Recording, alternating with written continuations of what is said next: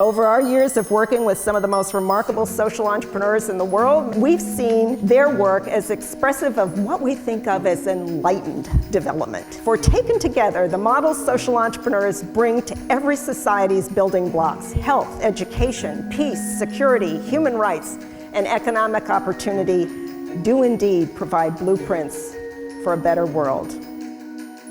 How do we take all the creativity in this room and take it to scale? How do we create the partnerships where we can marry ingenuity to demand, to finance, to vision? I think that's our second challenge, but I'm more and more confident the more conversations I have here that we can actually do that. I think we can take creativity, financing, meaningful partnerships, add some glue, go to scale, and change the system. And today, Water.org now works with nearly 60 microfinance institutions all over the world. These are institutions that have integrated water and sanitation lending into their core business model. And what's exciting is we've provided these institutions about $14 million in philanthropic subsidies to cover their startup and monitoring costs. And with that support, these microfinance institutions have attracted more than $151 million in local commercial and social investment capital to provide small and affordable loans to families who need access to safe water and sanitation. And today, water credit loans have a 99% repayment rate, and they've helped us reach about 3.6 million people with safe water and sanitation.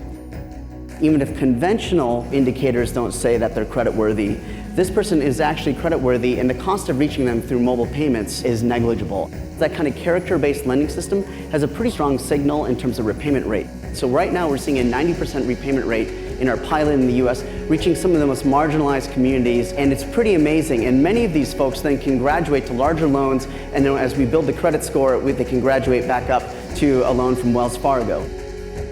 The problem we're trying to address is that half of the world's poor are rural farmers, and they're kind of caught in a cycle of poverty, and they're disconnected from the formal economy and kind of the networks of opportunity that it creates. And last year, Root Capital provided $155 million in financing to 277 businesses in a little over 20 countries. And those businesses generated total annual sales of $1.2 billion.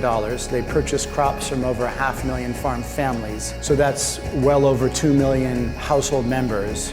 They paid those farmers for their crops a total of $980 million, and they employed roughly 10,000 people in their processing facilities. Ladies and gentlemen, this is what enlightened development looks like. Let's give them all a hand. Thank you.